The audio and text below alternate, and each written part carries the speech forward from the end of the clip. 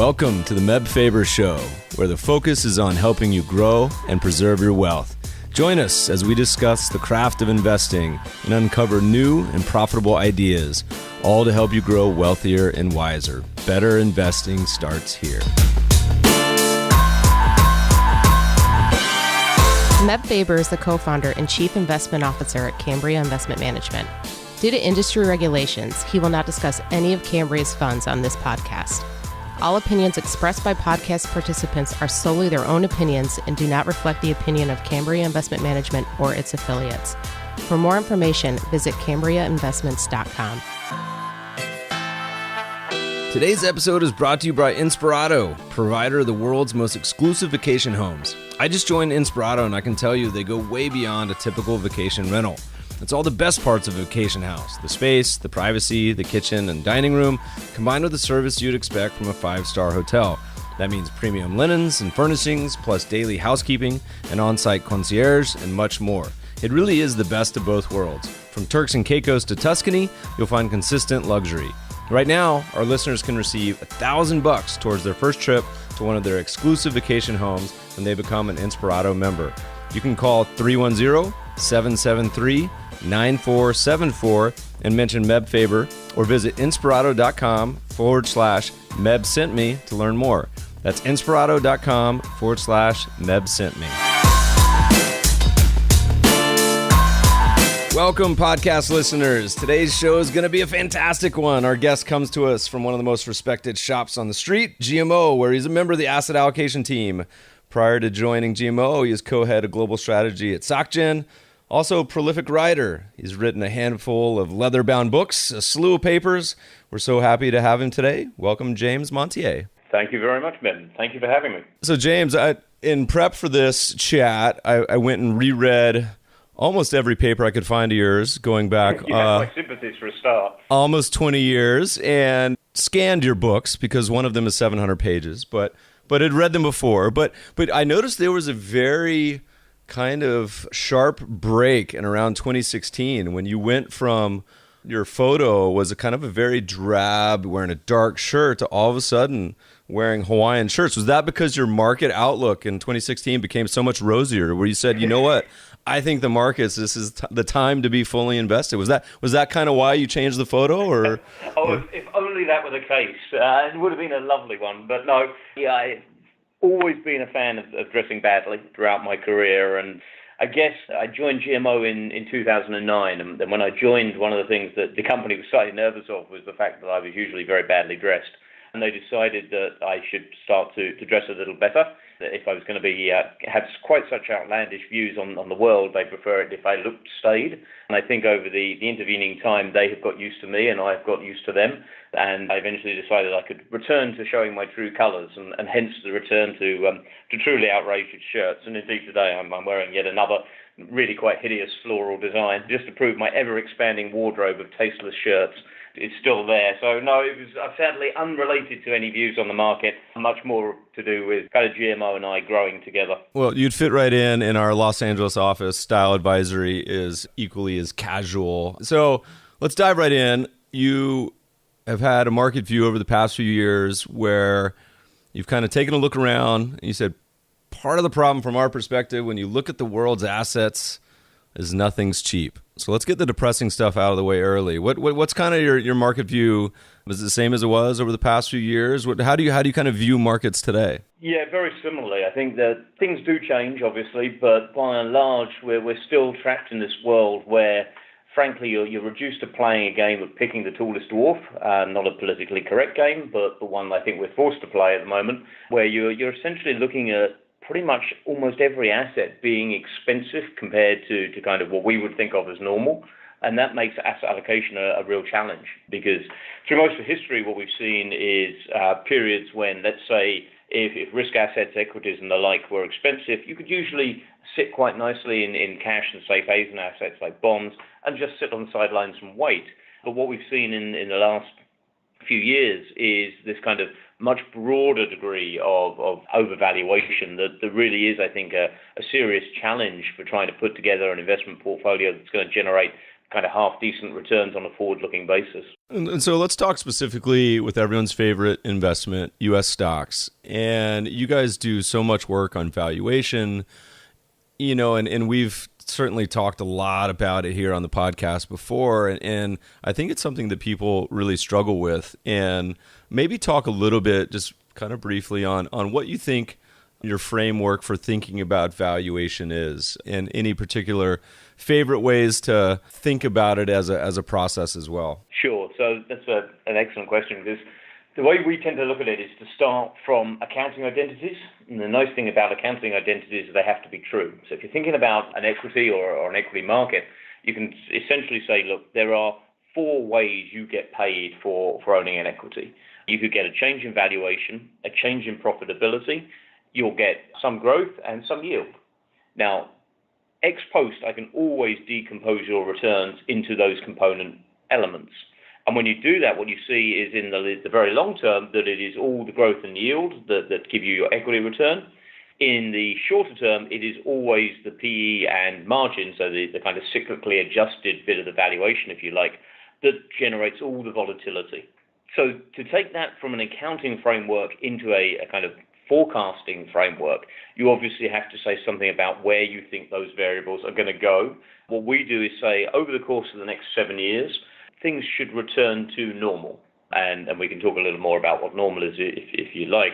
But for us, you can think of it, at least in very rough terms, as kind of returning to a long period average. It's not quite the way we think, but it's a good approximation.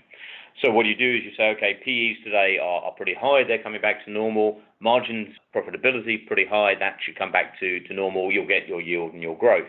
When you do that, what you get is a pretty miserable outlook for U.S. equities. Now, you can get very similar results from a pretty wide measure of valuation measures. So you don't have to use that kind of decomposition-based framework. You can look at something like a Shiller PE. The Shiller PE, as you well know, we are now the second most expensive we've ever seen. We have now surpassed 1929. We're now second only to 1999. Strangely enough, you don't hear too many bulls going out and saying, go and buy US equities because it's just like 1999.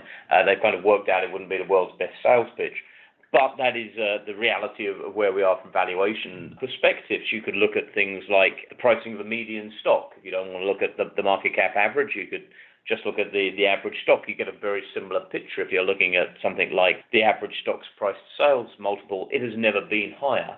And the point of these various different valuation measures is really to help you triangulate. If it was just one particular indicator that was kind of giving you a signal, you'd either want to have a lot of faith in that particular signal, or you'd be saying, okay, well, look, it's just one. But when you look at a wide range of valuation-based metrics, and they are all pretty much telling you the same thing, then you could have more certainty in your view. From our perspective, pretty much every measure we look at shows U.S. equities to be what I've often described as obscenely expensive. So on the baseline of our forecasts going back to normal, you end up with a forecast that's something like -3 to -4% per annum for the next 7 years after inflation.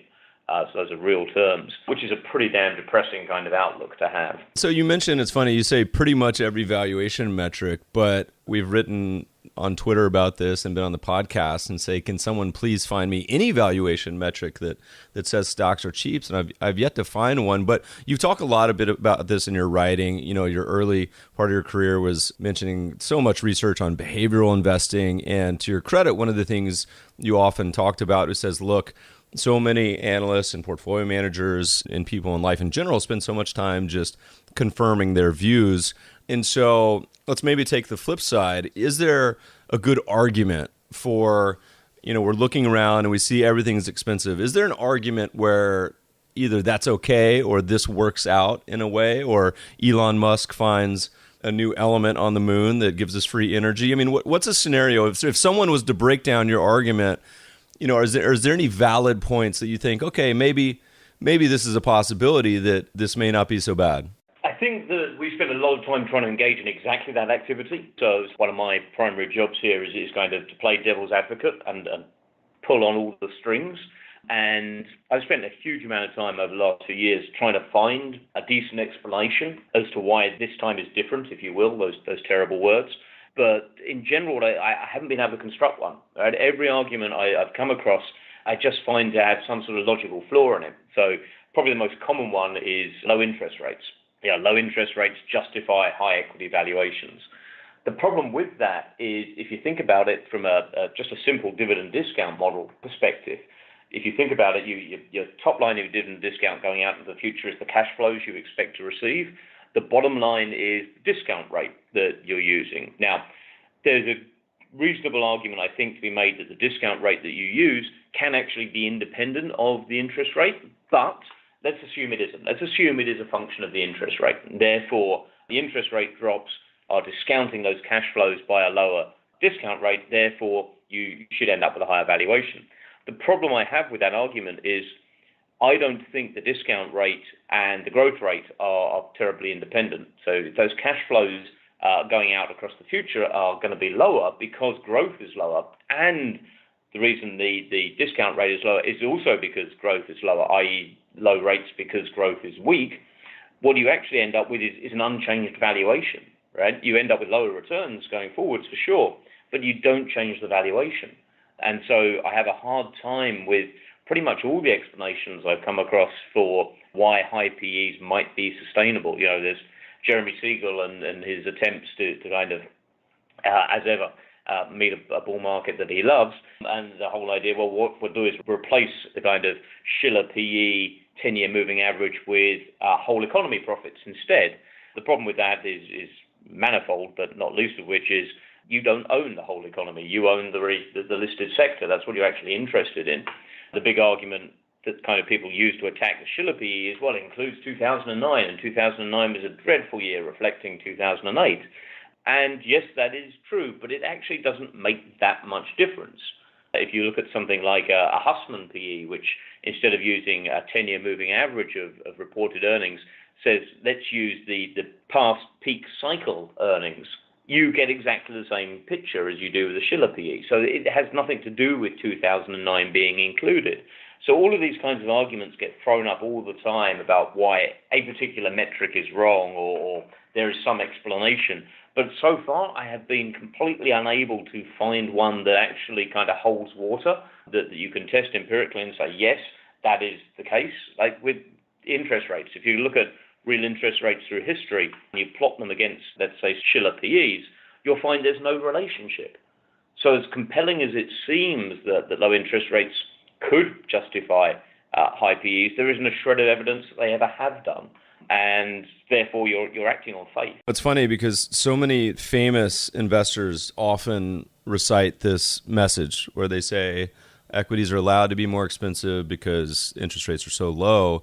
And you gave a great example in one of your papers or books where you said, well, that's funny. Let's take a look around the world. That hasn't been the case in Japan for the past 2 decades, and Japan's not some backwater economy, number 2, I think now number 3 economy in the world, where they had negative returns for over 2 decades. So, but it's funny that it gets repeated so much, and same thing, often used to tell people on Twitter or where else, I say, if you think interest rates matter in equity valuations as a model, send us one that works, and I've yet to see one. So listeners, if you find a good one, quantitative, send it to me, and I'll eat my words. It's a funny situation, though, because you have this scenario in the U.S., and almost all the conversations I have with individuals, we just went to a CIO summit last week, and almost everyone agreed with this, where they said, you know what, we know that stocks are expensive. And you had a piece where you talked about this, and you say fund managers, for the most part, all agree that U.S. market's expensive, but still, they choose to own equities. A cynical, career risk-driven position, if ever there was one. I've been amazed by the number of meetings I've had recently where investors have said simply they have to own U.S. equities. Maybe talk a little bit about that concept and why that's potentially pretty dangerous setup and position to be in. Sure. So you're right. This is what I've described as this kind of cynical bubble where people know they shouldn't be investing. And as you say, as you found at the CIO conference, that everybody's like, yes, we agree, U.S. equities are expensive.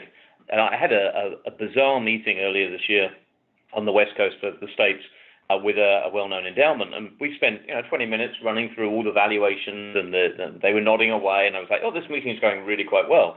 And then we got to the end and we were talking about, well, what are you going to do? So how are you positioned? And they're like, well, our CIO is screaming at us because we've got 6% cash and we're meant to have 3%, so we're going to go and buy S&P 500 futures. This was not some individual investor who had no idea. This was a very sophisticated endowment, and here they were behaving in exactly the way that we've talked about here, is cynical. And to me, this is a very dangerous game, because it implies that if you agree that the market is expensive, but you are still owning equities, you are saying they are going up for some other reason. And that makes me nervous, because it's in essence, you're playing a greater fool game. You've abandoned the principles of investment. You should no longer call yourself an investor. You're welcome to call yourself a speculator. I'm looking forward to the Chief Speculative Officer's offsite. That'll be an intriguing one to be a fly on the wall at. But you can imagine that this is an environment which is very fragile, because if there isn't any valuation support and everybody agrees there isn't any valuation support, then you are effectively saying the world is priced for perfection. And you're playing a greater fool game where you're thinking, okay, I'm going to hold on to my equities for now because I think I can sell them even higher up. And we know that greater fool games are incredibly hard to win. Keynes wrote about it way back in the 1930s. He talked about the investment industry as a newspaper beauty contest in which the objective was not to pick the prettiest face, but rather to pick the face that the average person thought the average person would find prettiest. You can play that game mathematically. And you say, okay, pick a number between 0 and 100. The winner of the game will be the person who picks the number closest to 2/3 of the average number picked. Now, when you play that game, you get these sort of spikes and these levels. Wait, James, let me interrupt you. Listeners, I want you to think of a number in your head, and you can write it down on a piece of paper. If you're at the gym, just put it in your head. Think of a number that you think would be the best guess for this, and you can see kind of where it plays out, by the way. All right, continue explaining the results.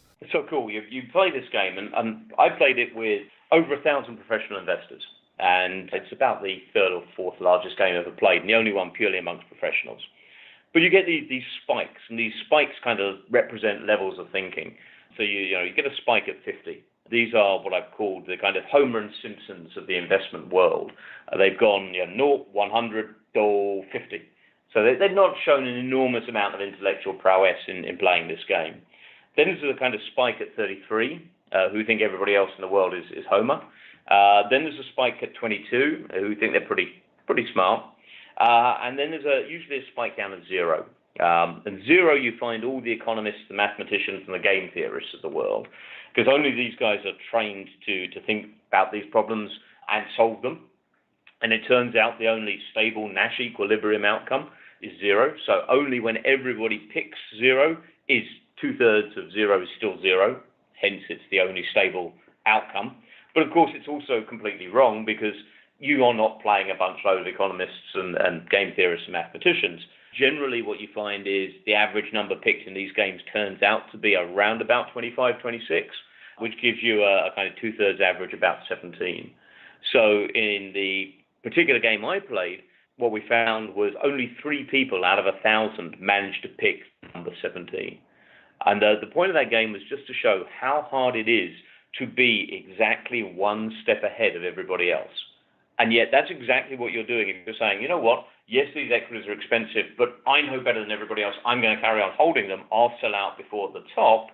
That's a very hubristic statement to make. It's akin to saying, yeah, I can pick the exact winning number in Keynes' beauty contest. It's a very hubristic statement, and one that is not supported by masses of evidence through history. People generally end up selling nearer the bottom than the top, strangely enough. So I think this is a very fragile market where you have this cynical career risk dominated behavior where everyone's saying, I'm going to own equities either because I think they're going up more, or because, and this is, I think, a big influence on a lot of the professional investors, I don't want to look wrong in the short term. It's not that we don't think they're overvalued, we do. It's just that all of my peers are holding this stuff, and if I'm the only one who isn't and they do well again, I'm going to look really stupid and I get fired.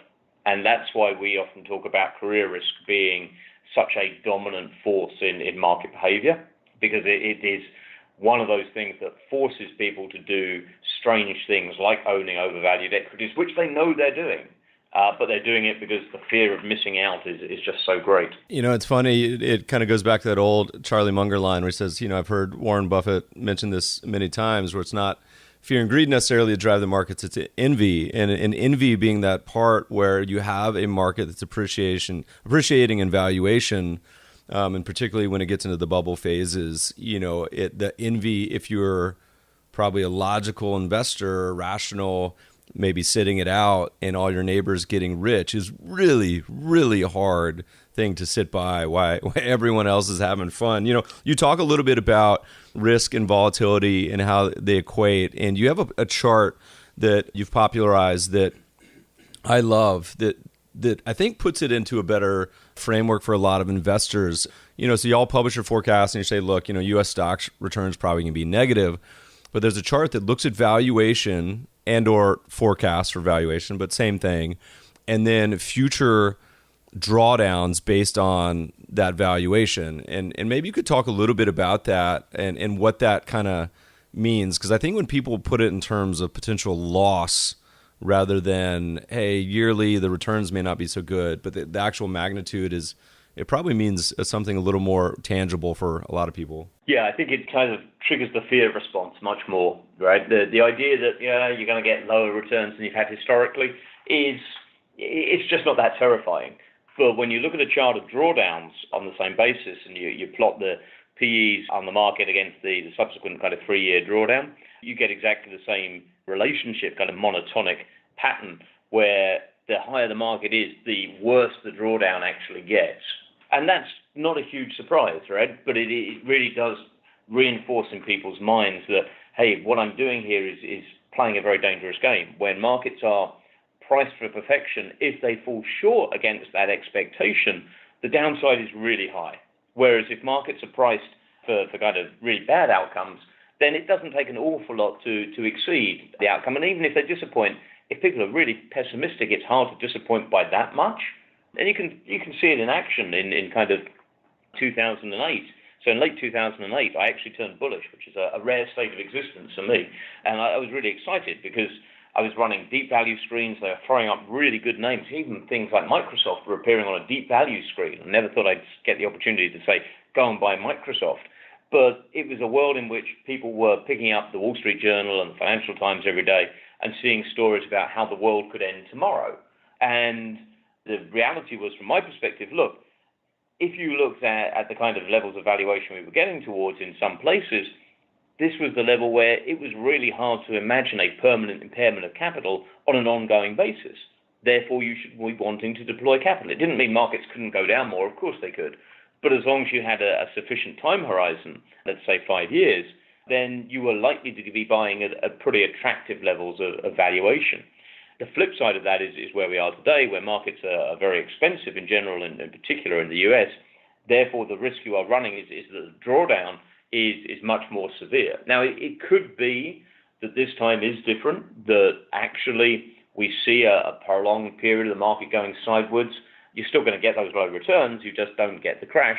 We haven't historically ever witnessed one of those situations, but you can never say never. But I think the power of the drawdown chart is it just really reminds people of, hey, when things get expensive, I run the risk of losing a lot of capital in a short period of time. And therefore, the more expensive the market, the greater the drawdown.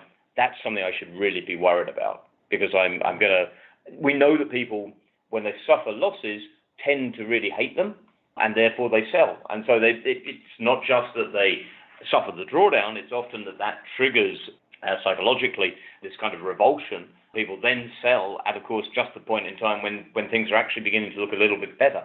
So the ignorance of that drawdown is not only the risk they're running, but the risk of them then changing their behavior after that drawdown has actually occurred. And this, we'll post this to the show notes, but there's a great graphic where the guys at Star Capital in Germany extrapolated this not just from the US, but to a bunch of other foreign markets. And you find the exact same behavior where the more you pay for something, the higher the chance you have in the next 3-5 years of a big fat loss. Particularly, it gets even worse in some of these other countries because they're smaller and they get to even higher bubble sort of valuations historically. I want to tell you a little more about Inspirato. Listen, you only get a few days off each year to spend with the people who are special to you. Aren't those days too important to be left to chance? That's where Inspirato comes in, with luxury vacation homes across the U.S., Caribbean, Europe, and beyond. These spacious homes are staffed like 5-star hotels, so you get all the amenities, an on-site concierge, and daily housekeeping, and they even do the dishes for you.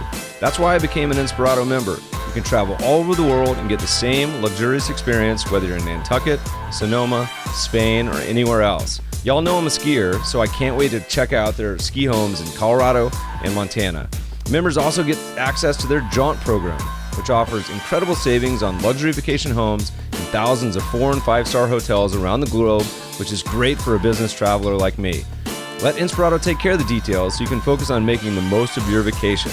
Right now, our listeners can get $1,000 toward their first trip to one of their exclusive vacation homes when they become an Inspirato member. Call 310-773-9474 and mention Meb Faber, or visit inspirato.com/MebSentMe to learn more. That's inspirato.com/MebSentMe. And now back to the show.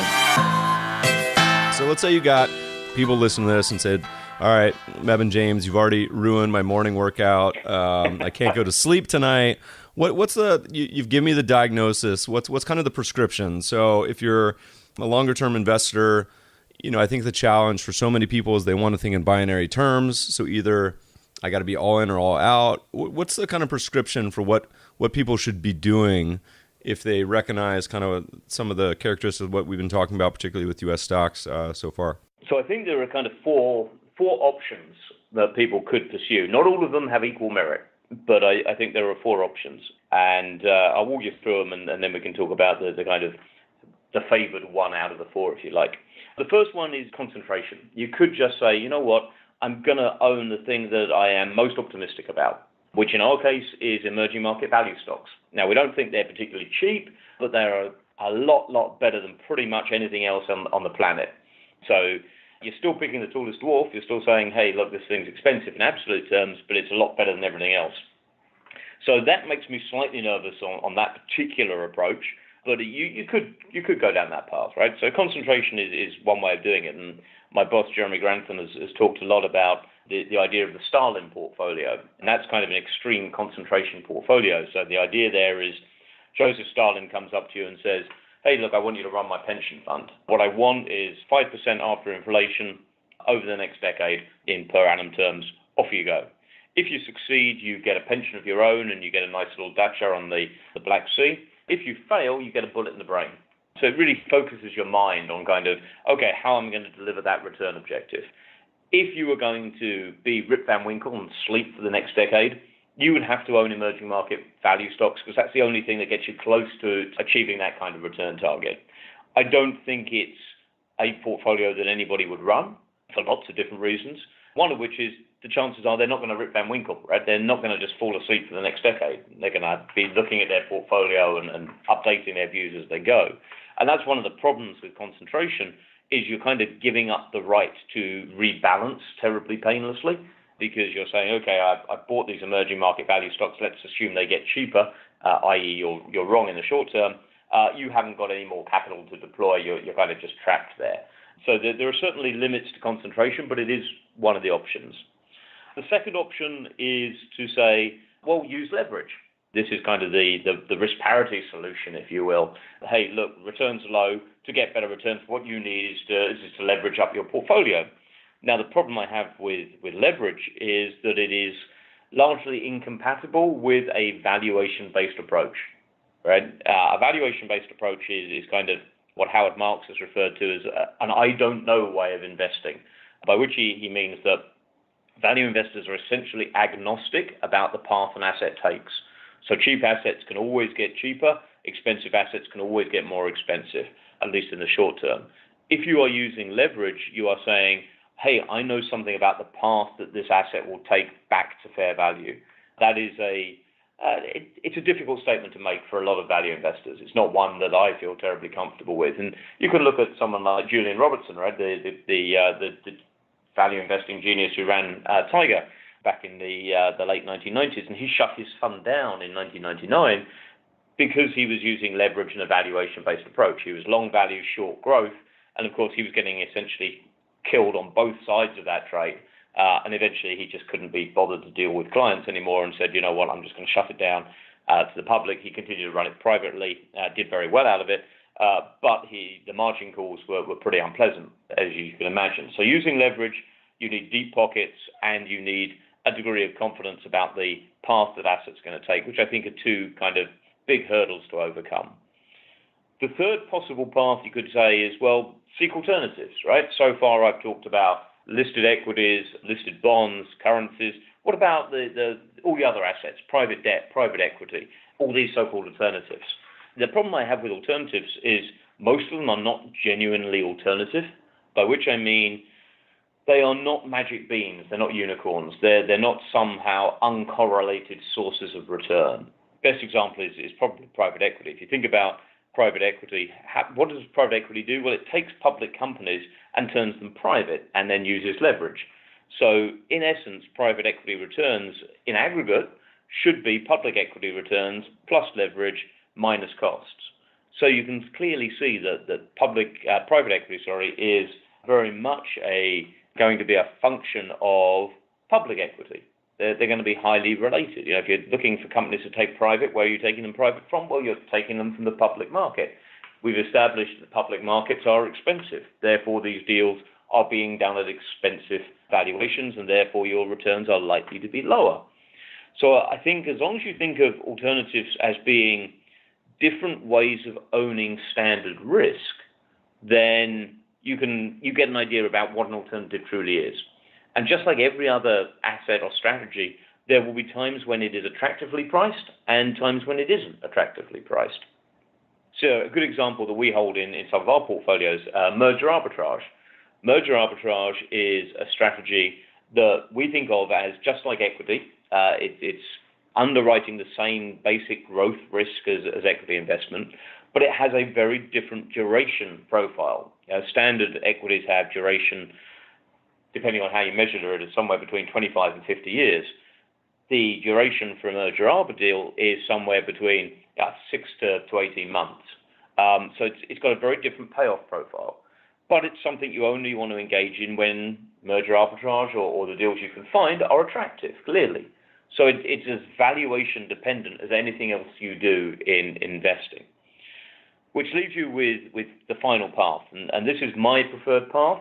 I'm a big fan of Winnie the Pooh, and I live in the UK, and I live very close to where Winnie the Pooh was set. In fact, I even got married on Ashdown Forest where Winnie the Pooh was set, and was reading Winnie the Pooh to my kids not so long ago. And one of the pieces of advice in there was never underestimate the value of doing nothing. And I think that's often neglected in our industry. There is an obsession with being seen to do something, action bias. Soccer goalkeepers suffer action bias. Right? If you think about a soccer goalkeeper and a penalty shootout, the ball's placed, the soccer goalkeeper standing there, he's in the middle of the goal. Usually what happens is they dive heroically left or right, and they miss the save, right? The ball either goes straight down the middle or to the opposite corner. The reality is, statistically, they would be much better off if they stayed in the center of their goal. But of course, if they do that and then the penalty gets put in the corner, they look like an idiot. It's like, well, why were we just standing there? So they would rather be seen to do something. So they dive heroically left or right. That's action bias. And I think it's very prevalent in our industry. Why are you sitting on cash? Why am I paying you to sit on cash? Which, of course, you're not, right? You're paying us not to do something stupid. And owning risk assets at these levels of valuation is the kind of definition of doing something stupid. But patience is, whilst it is definitely a virtue, it is a problem, because in the short term, it is indistinguishable whether you are just early or wrong. And therefore, people's tolerance for you tends to be quite diminished. And Keynes knew this a long time ago. He said, those who pursue a kind of long-term valuation-based approach tend to receive very little mercy, because if they're acting in a contrarian fashion, which is inherently what a value-based investor is doing, they're likely to look different. And looking different is career risk. And so it is unfortunate in the short term, because you're sitting there looking, let's say, holding cash, looking conservative, being patient, waiting for that opportunity set to change. If it doesn't change, you are wrong.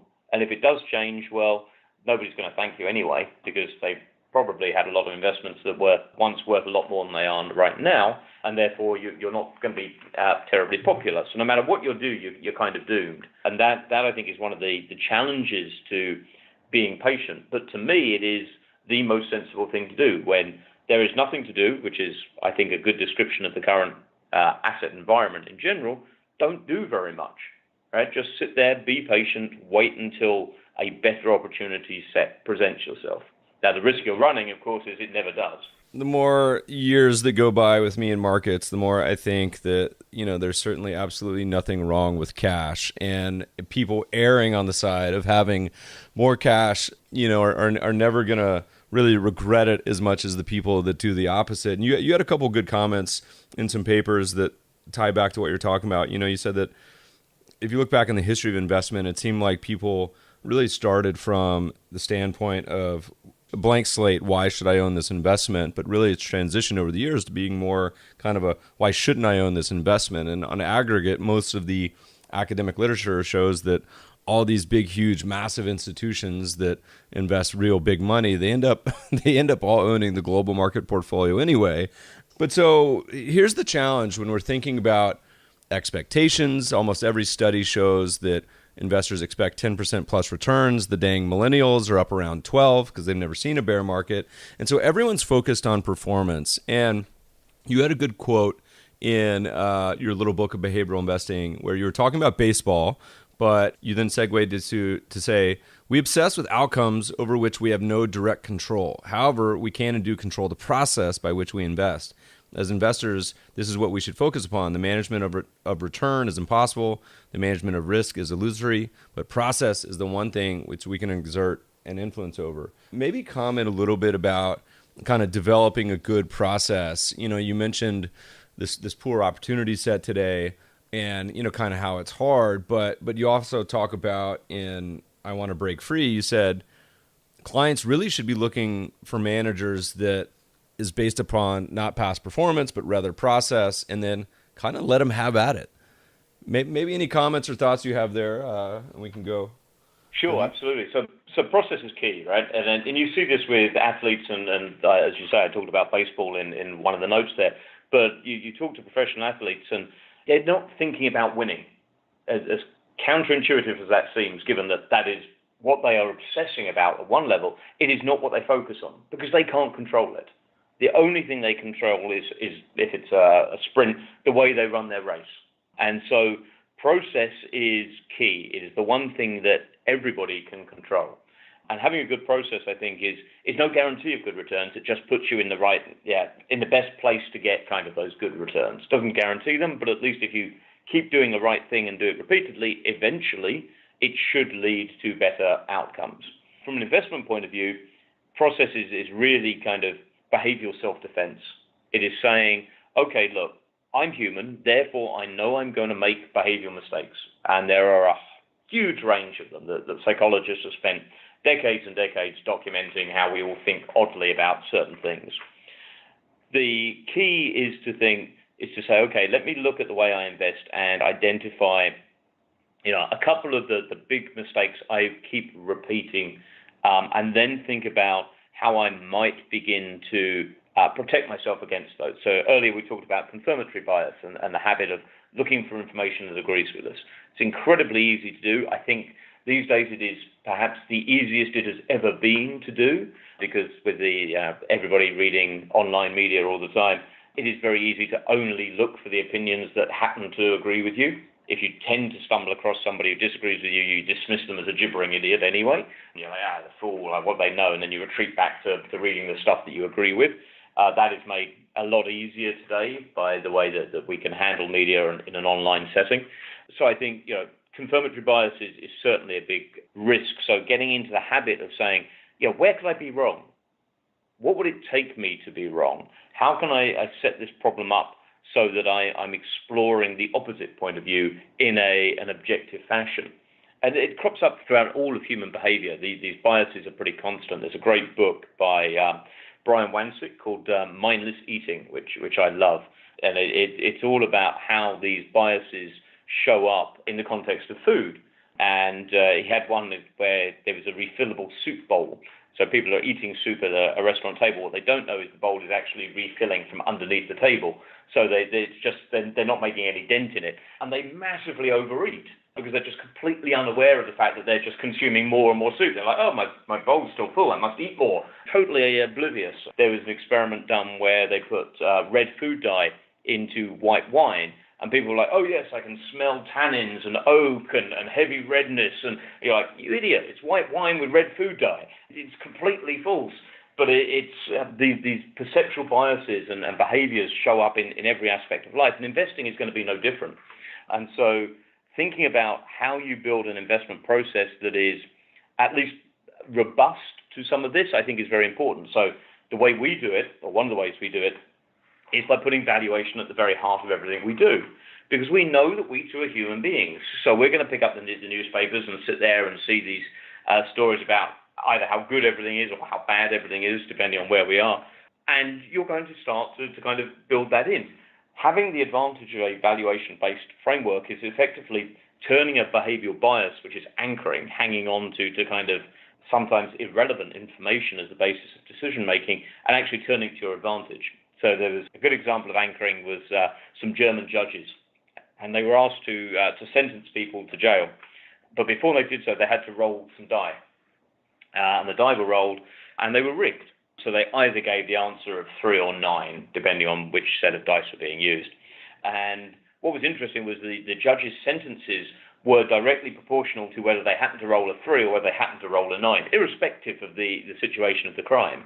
So the judges were, without knowing it, actually anchoring to this irrelevant piece of information.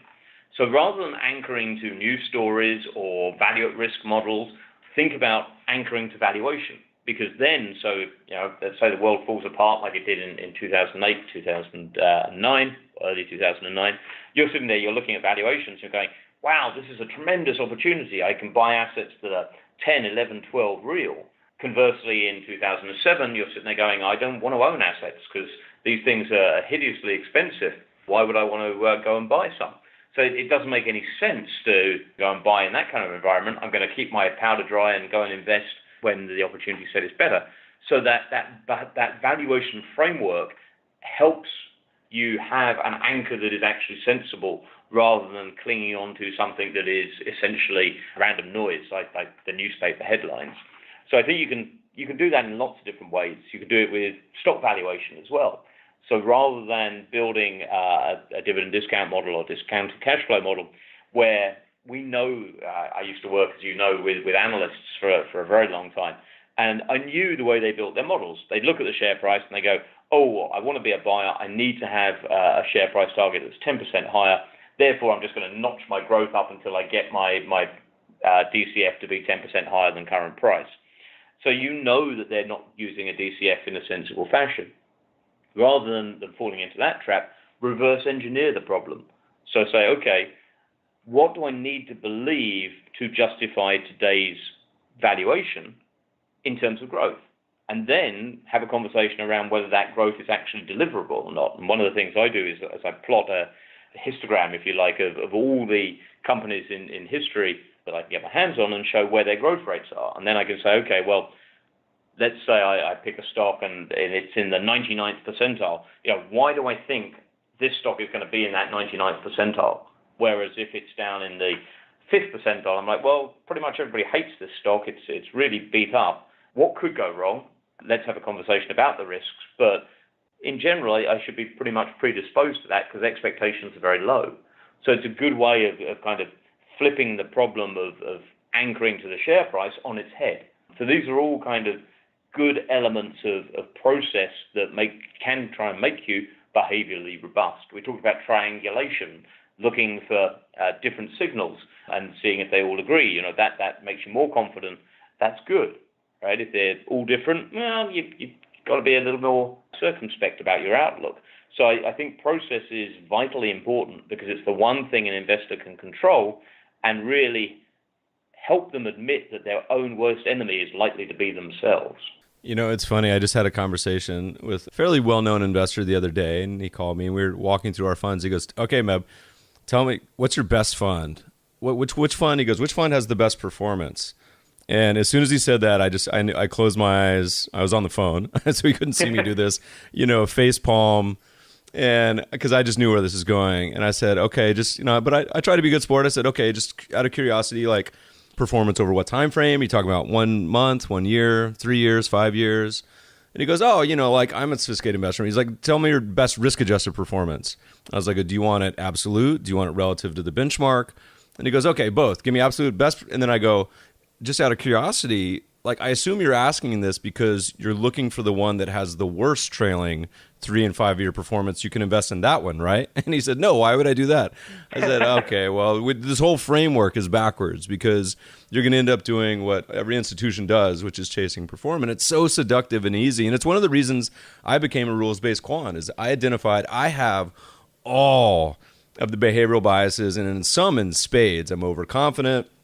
I'll take as much risk as you could possibly give me. But listeners will post a link to one of James's old tests that have some pretty famous behavioral questions, and you can see just how many you will have and get wrong. It's a lot of fun. And then once you do that, you say, man, you then see it everywhere amongst your friends and family and everything else. All right, well, so we can't hold you forever. I got a couple other quick questions I want to touch on before we got to let you go. James, it's been a lot of fun. You think we're in a bubble? You talk a lot about this. Your shop is a very famous, curious mind, student of history shop that looks at bubbles across currencies, equities, bonds, everything in between. As you look around the world today, you see any U.S. stocks, anything else? I think so. I think that it's really interesting. There's a lot of debate at GMO on this subject. So Jeremy Grantham is on record as saying he doesn't think it's a bubble. And primarily he doesn't think it's a bubble because we are lacking euphoria. You're not getting in the back of cabs and hearing people saying, oh, well, yeah, what's a stock tip? I guess the most pure form of that kind of mania is probably the cryptocurrencies, where towards the end of last year, we were genuinely hearing that kind of thing. People were like, oh, yeah, we had one person call up and he was a rock bassist for a well-known rock group, and he was genuinely thinking about putting all of his savings into Bitcoin, and we were like, really? That's brave. Here's why we wouldn't do it. We think it's a mania and laying that out. I think this is a different sort of bubble. This isn't a classic mania bubble in the euphoria sense that Jeremy refers to, like 99 was. That was a bubble of belief. People genuinely thought the world was going to be different. And in fairness, technology did change the world. It just not necessarily in a hugely profitable fashion for a lot of people. So I think that was a very different bubble of belief. This environment we're in today, is why I've referred to this as a cynical bubble, is very different. It isn't a bubble of belief. People don't believe what they're doing, but they're doing it anyway. And so I think this is a bubble, but it's a different one from the classic manias, the bubbles of belief that we've seen. Yeah, I tend to agree. I mean, we look at the huge potential spread between expectations and probably reality. And I'm fine with the buy and hold crowd. I often say, look, we run one of the world's cheapest buy and hold funds. I say it's totally fine, but you have to understand what you're getting. For the example, at least understand that stocks have declined 80% before. And the challenge I always have, as Jack Bogle, I think he's, a national hero for all that he's done, but he says, look, in a recent paper, he said, I expect U.S. stocks to do, I think it was 2%, maybe it was 3% a year. So pretty darn low, but he also said you remain invested. And I've always wanted to ask Jack and Warren and the others that say you just got to remain invested, say, there's got to be a point at which you just say enough is enough. I don't know if it's a PE of 50 or 100 or 200 or 500, but at some point it just makes no sense to me. Let's talk about a couple real other quick things, and then we're going to let you go. This is a total sideways segue, so just total reset. But this is something that I think is another market myth that so many people get wrong on such a consistent basis that I think is probably useful just to spend a couple minutes on. And it's less about investing and more about macro. So you're a kind of reformed economist, but you did a paper a couple years ago talking about market macro myths, debt, deficits, and delusions. And there was two in particular I wanted you to touch on if you're okay with it. One is you talk about debt with governments or like households. And the second being debt is a huge burden on future generations. Maybe if you could just kind of explain your views on those real quickly, because I think it's particularly helpful for people as an example of their echo chamber and at least seeing something where, the what they've heard on TV may not be reality. Right. It's the very reason that the genesis of that paper was exactly that kind of.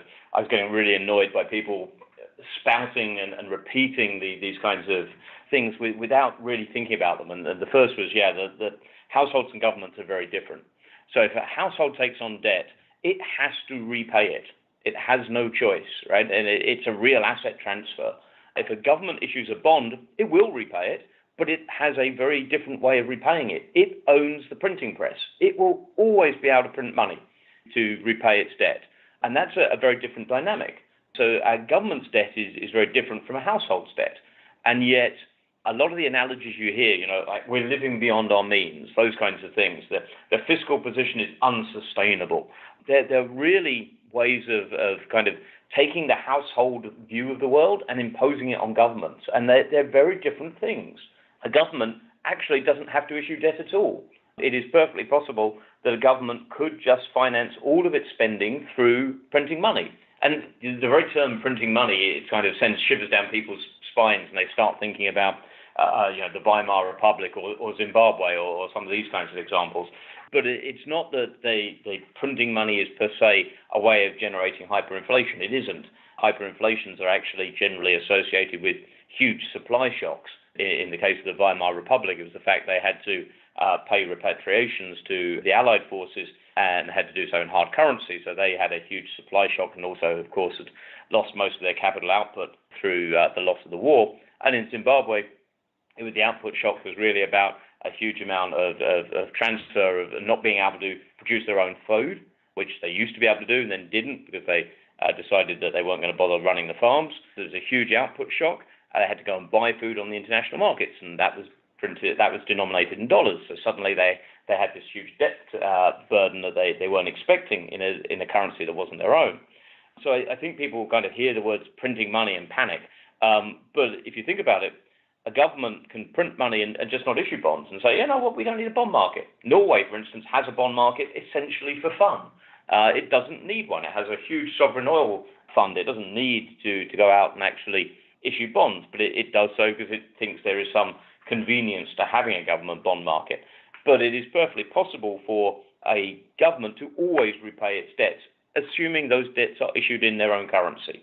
Where you get into a different situation is if you are issuing debts in a currency that isn't your own, which is one of the issues for the Eurozone.